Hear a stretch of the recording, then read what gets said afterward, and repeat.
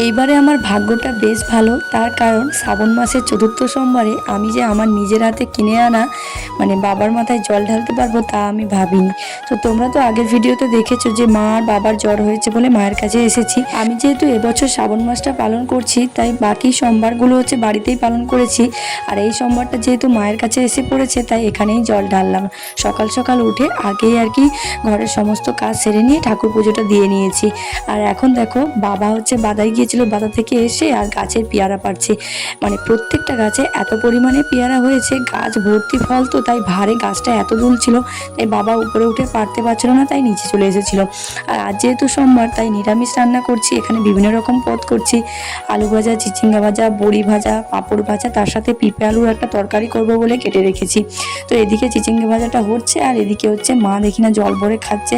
আর বাবা তো অনবরত পেয়ারা পেড়েই চলেছে, কারণ আমি বাড়িতে নিয়ে যাব, তো বিকেলবেলায় চলে যাব। আর বাবা এখানে কয়েকটা পারতে পেরেছে গাছ থেকে, আর এখন আকুর্ষি দিয়েই পারবে। আর গাছ ভর্তি এত পরিমাণে পেয়ারা হয়েছে কিন্তু খাওয়ার লোক নেই, পেকে নষ্ট হচ্ছে, পাখি খাচ্ছে।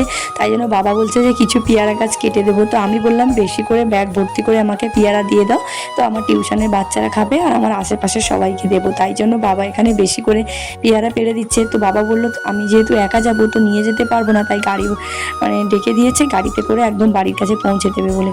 তো সেই জন্য বাবা এখানে অনেকগুলো পেয়ারা পেড়েছিল, পুরো গামলি ভর্তি করে।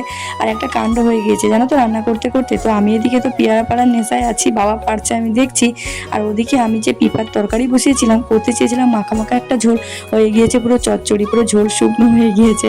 তো তোমাদেরকে একটু পরেই দেখাচ্ছি। তো এখানে দেখো বাবা কতগুলো পেয়ারা পেড়ে নিয়েছে, আর পেয়ারার সাইজগুলো একটা একটা পুরো 500 ওজন হয়ে যাবে। তো মা এখানে জল মুখে, আমি বললাম যে বসে বসে একটা পেয়ারা খাও। আর এই পেয়ারাগুলো দেখো কত বড় বড়, পেকে নষ্ট হয়ে আছে। আর দেখো এখানটায় পুরো গামলি ভর্তি করে পেয়ারা পেড়েছে, প্রায় 40 পিস ছিল। তো এদিকে তোমাদেরকে আমি দেখালাম যে পেয়ারা পাড়া কমপ্লিট, আর এদিকে আমার রান্নাবান্নাও কমপ্লিট। তো এবারে ভাত বেড়ে নেবো, দিয়ে আমরা তিনজনে মিলে খাওয়া দাওয়া করে নেবো।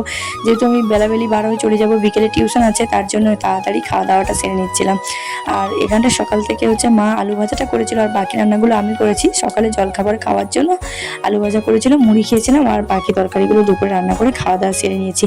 আর এদিকে দেখো যেই বাড়িয়ে পড়েছি যাবো বলে, সেই মুহূর্তে এত পরিমাণে বৃষ্টি এসেছে, তার জন্য গাড়ি একদম বাড়ির কাছাকাছি এসেছিল। তো বাবা আমাকে গাড়িতে তুলে দিয়ে বাড়ি চলে গেল।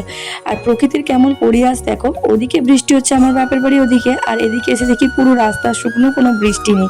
আর বাড়িতে পৌঁছে মাত্র তখন দেখি না মেঘ ডাকা শুরু হয়েছে, আর প্রচুর পরিমাণে বৃষ্টি হচ্ছিল।